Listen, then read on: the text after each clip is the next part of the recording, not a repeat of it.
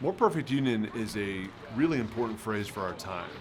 So although we've never been perfect, we could be. And it's in that striving to be more perfect that we can find the beauty of America. My name is Jake Harriman. I'm the founder of More Perfect Union. I did not recognize the country that I left to fight for as a Marine in 2000. So when I was overseas fighting extremism to help protect this country, to protect the idea of America, I never imagined that I would come home and realize that actually the greatest threat to our democracy right now is not ISIS or Al-Qaeda, it's extremism here in the United States. It's extremism in our politics that is causing us to hate and fear one another. And I knew I had to do something about it. I had to get involved.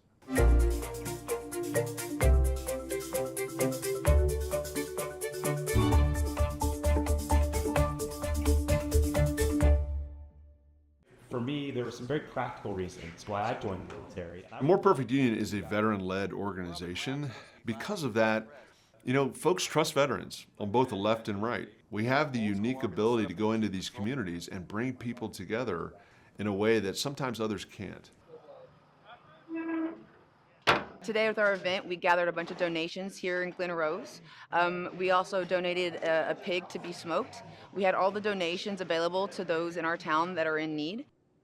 We do community service projects to help the community. We do civic education and engagement, and we do social gatherings. We can share meals together. We've done Habitat for Humanity house builds. But the point is we're getting people together to do good work for the community. Needs that the community has identified that our group can go in and meet. Well, More Perfect Union Brickyard is our version of chapters. It's called a brickyard because we're building the country and communities back brick by brick.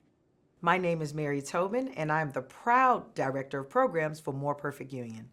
I believe that I was led to More Perfect Union because of the pattern of service that was established in me when I first attended the United States Military Academy at West Point. We were taught there that even after our service to the military, we needed to live a lifetime of selfless service to the nation.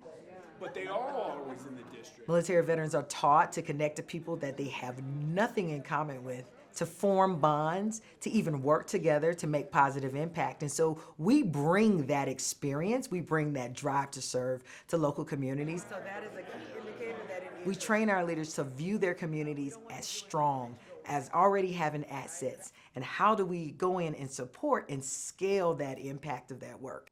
And then we build that coalition of the willing, as we like to call it, community leaders, elders, young people, people who are already committed to their community, and we connect to them, and then we plan large-scale events so people can get used to working together again.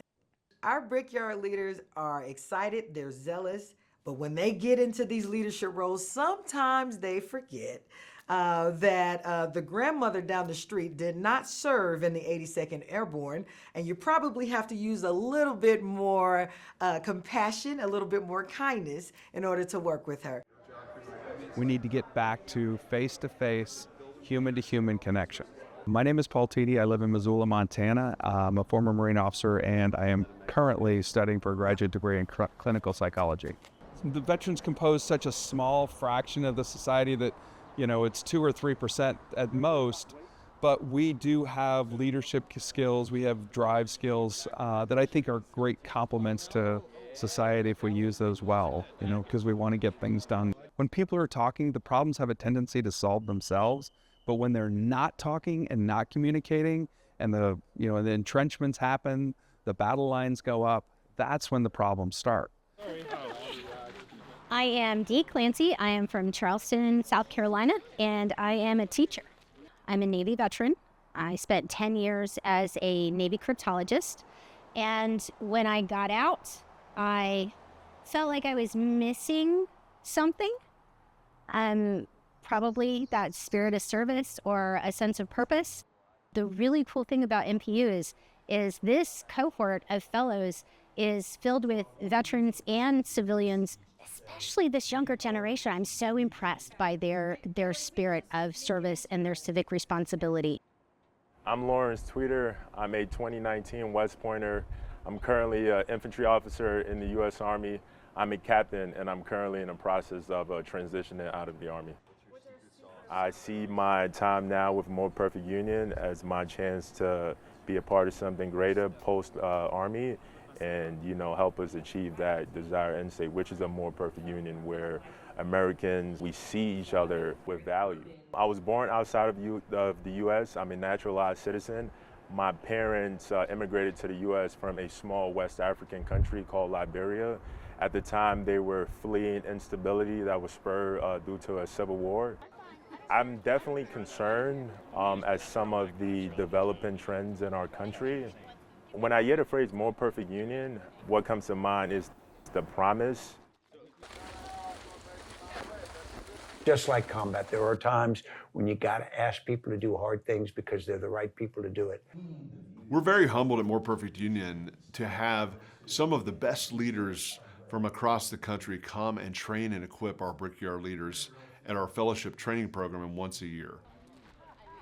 The core values of More Perfect Union are service, virtue, mercy, humility, courage, and hope. We believe these are the values America was founded on, and these are the important values that we need in this moment to bring the country back together.